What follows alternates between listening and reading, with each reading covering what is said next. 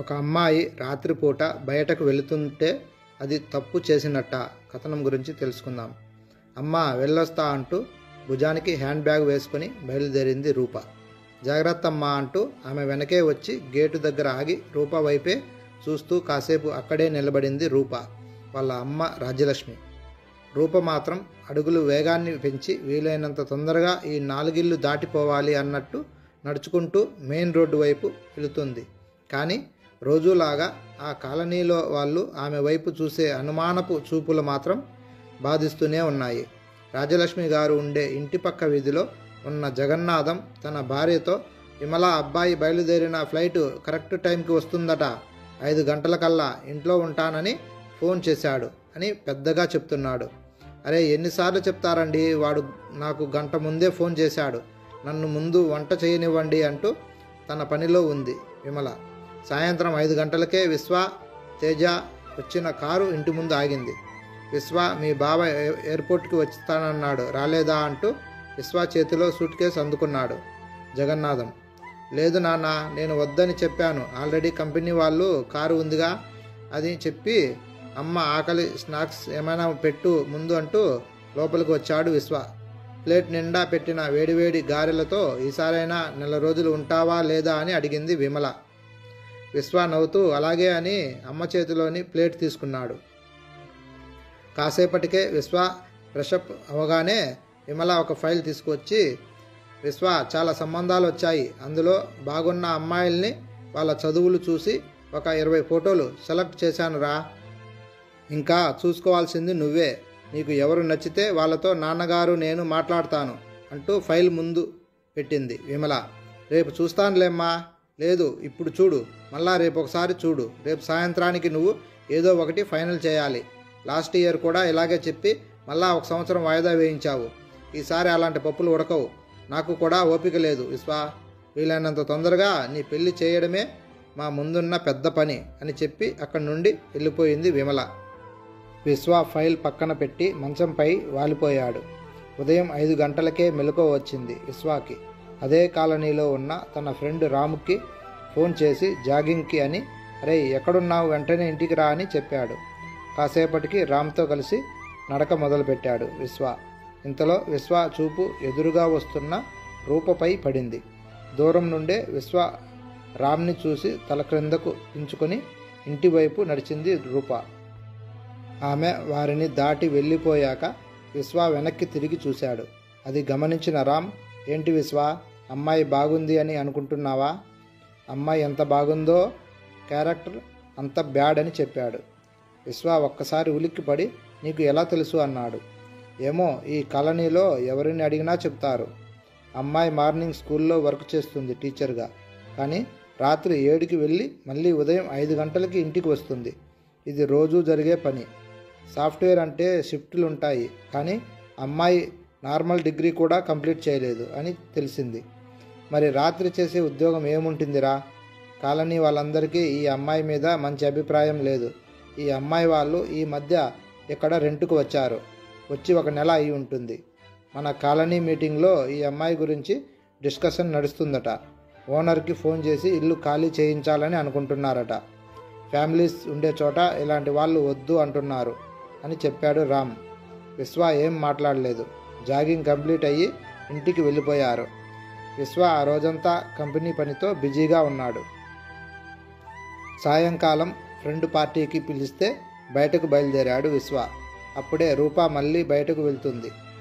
ఈసారి విశ్వ కూడా ఆమెను అనుమానంగానే చూశాడు. రూప మాత్రం విశ్వాని చూడకుండా మెయిన్ రోడ్డుకి వెళ్ళిపోయింది. పార్టీ నుండి ఇంటికి తిరిగి వచ్చాక విశ్వ వాళ్ళ అమ్మని మన పక్క వీధిలో ఉన్న ఫ్యామిలీ, అదే ఫ్లాట్ నెంబర్ 31లో ఎవరున్నారమ్మా అని అడిగాడు.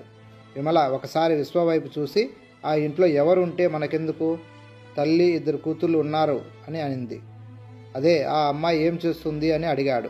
ఈసారి విమల మరింత భయంగా విశ్వ వైపు చూస్తూ, ఏమైంది విశ్వ, ఎందుకు అంత ప్రత్యేకంగా అమ్మాయి గురించి అడుగుతున్నావు? ఏం లేదమ్మా, ఆమె గురించి రామ్ బ్యాడ్గా చెప్పాడు. అవును, రామ్ కరెక్టే చెప్పాడు. అమ్మాయి రాత్రిపూట బయటకు వెళ్ళి ఉదయమే వస్తుందని కాలనీ పార్కుకి వెళ్ళినప్పుడు అందరూ అంటున్నారు. రాత్రిపూట చేసే పనులు ఏముంటాయి? సిగ్గు లేకపోతే సరి, అందంగానే ఉంటుంది కదా, బాగానే సంపాదిస్తుంది అంటూ ముఖం చిరాగ్గా పెట్టింది విమల. ఇంకా విశ్వ అంతకంటే ఎక్కువ ఏమీ అడగదలుచుకోలేదు. తర్వాత విశ్వ అక్క బావ కూడా ఇంటికి వచ్చి పెళ్లి సంబంధాల గురించి మాట్లాడారు. విశ్వ మాత్రం నేను ఎవరిని సెలెక్ట్ చేసుకోను, నాకు ఎవరైతే మంచిగా సరిపోతారు అనిపిస్తుందో వాళ్ళని మీరే చూడండి, మీరే డిసైడ్ చేయండి, నాకు ఏ ఫైలు వద్దు సరేనా అని గట్టిగా చెప్పాడు. ఇప్పుడు ఫైల్ విశ్వ అక్క ముందుకు వెళ్ళింది. అందరూ ఫైల్లో విశ్వాకి సరిపడా అమ్మాయి కోసం వెతకడం మొదలుపెట్టారు. వారం రోజుల్లో 4 సార్లు విశ్వాకు రూపా కనిపించింది. ఎందుకో విశ్వాకి అమ్మాయి గురించి తెలుసుకోవాలి అనిపించింది. విశ్వ అమెరికాలో చేసే కంపెనీ బ్రాంచ్ ఇక్కడ కూడా ఉండటంతో ఒకసారి మీటింగ్కి అటెండ్ అవ్వాల్సి వచ్చింది. మీటింగ్ అయిపోయిన తర్వాత 11 o'clockకి ఇంటికి బయలుదేరాడు. ఇంటికి దగ్గరలోకి వచ్చేటప్పటికి మెయిన్ రోడ్డుపై రాత్రి 12 గంటలకి రూపా మెడికల్ షాప్లో కనిపించింది. ఏవో తీసుకుంటుంది. విశ్వ మనసులో ఈ టైంలో ఈ అమ్మాయికి ఏం అవసరం ఉంటాయి, ఒకవేళ అదే తీసుకుంటుందా చీ అనుకున్నాడు.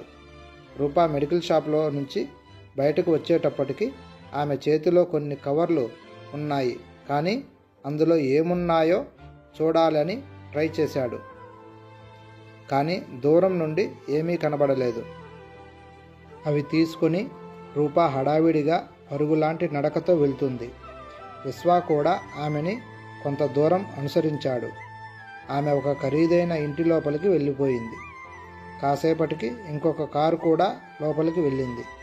కారులోంచి ఎవరో నీటుగా టక్ చేసుకున్న ఒక ఆయన దిగి లోపలికి వెళ్ళాడు. విశ్వాకి ఏమీ అర్థం కాలేదు. కానీ అప్పటికే అక్కడున్న సెక్యూరిటీ విశ్వ వైపు అనుమానంగా చూశాడు. ఇంకా ఎక్కువసేపు ఇక్కడే ఉంటే మంచిది కాదని ఇంటికి వచ్చేశాడు. గేట్ శబ్దం కావడంతో రాజలక్ష్మి గారు బయటకు వచ్చారు. ఎదురుగా నిలబడి ఉన్న విశ్వాన్ని చూసి ఎవరు కావాలి బాబు అని అడిగింది. మీరే కావాలి అంటూ లోపలికి రావచ్చా అని అడిగాడు. కొంచెం మొహమాటంతోనే రా బాబు అంది. విశ్వ లోపలికి వెళ్ళగానే గోడకి పెద్ద సైజులో ఉన్న ఒక ఫోటోను చూస్తూ ఎవరండి అని అడిగాడు. ఆమె ఏమీ చెప్పకుండా కూర్చో బాబు, మంచినీళ్ళు తీసుకుంటావా అని అడిగింది. వద్దండి ప్లీజ్, నేను మీ గురించి తెలుసుకోవాలి అనుకుంటున్నాను. మేము పక్క వీధిలోనే ఉంటాము. ఏదైనా సహాయం కావాలన్నా తప్పక చేస్తాను. మీ అమ్మాయి ఏం జాబ్ చేస్తుంది అని అడిగాడు. సహాయం ఏమీ వద్దు బాబు, కనీసం ఇన్ని రోజులకి ఒక్కరైనా మా ఇంటికి వచ్చారు, మాకు అదే చాలు. ఇంతలో గదిలో చదువుకుంటున్న దీప బయటకు వచ్చి ఆ ఫోటోలో ఉంది మా నాన్నగారండి, మా అక్క పేరు రూపశ్రీ.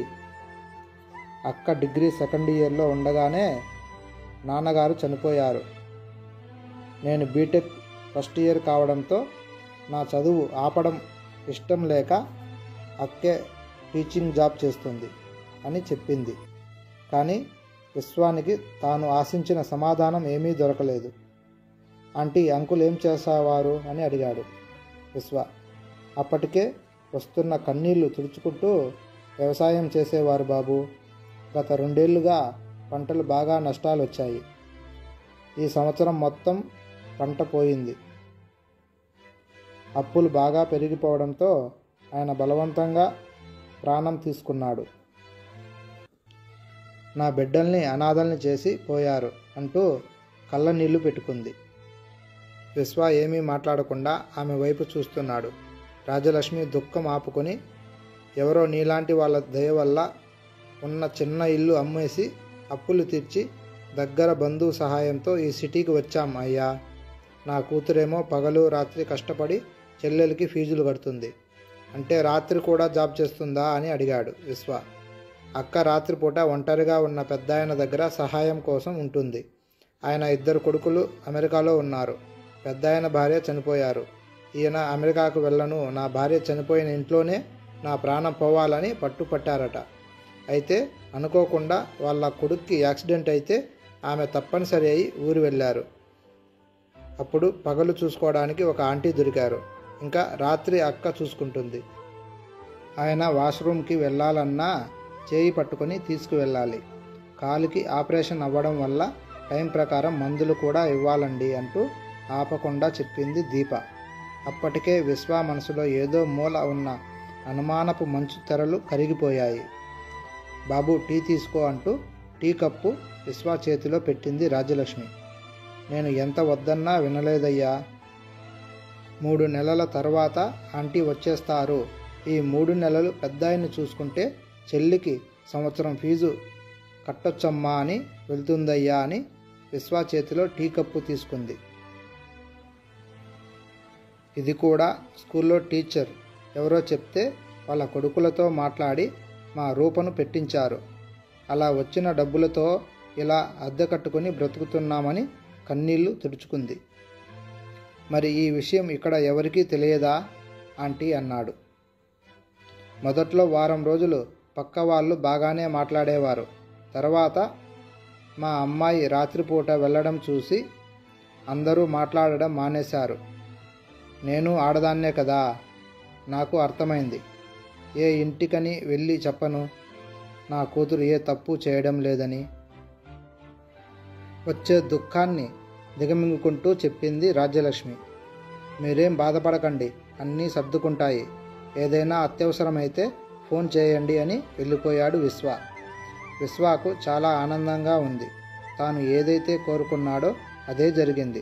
ఎందుకంటే రూపా అమాయకపు ముఖం తన మనసులో మొదటిసారి చూసినప్పుడే చెరగని ముద్ర వేసుకుంది. ఆ రోజు విశ్వ వాళ్ళ ఇల్లు అక్క బావ రాకతో హడావిడిగా ఉంది. ఏంటమ్మా ఇంత అర్జెంటుగా రమ్మన్నావు? ఏం చెప్పను, విశ్వ ఉన్నట్టుండి చాలా గొప్పదానిని చేసుకుంటానంటున్నాడు. వీడికి ఎంత చెప్పినా అర్థం కావట్లేదు. ఈ కాలనీలో మీ నాన్న నేను తలెత్తుకునేదిలా అంటూ ముక్కు చీదుకుంది విమల.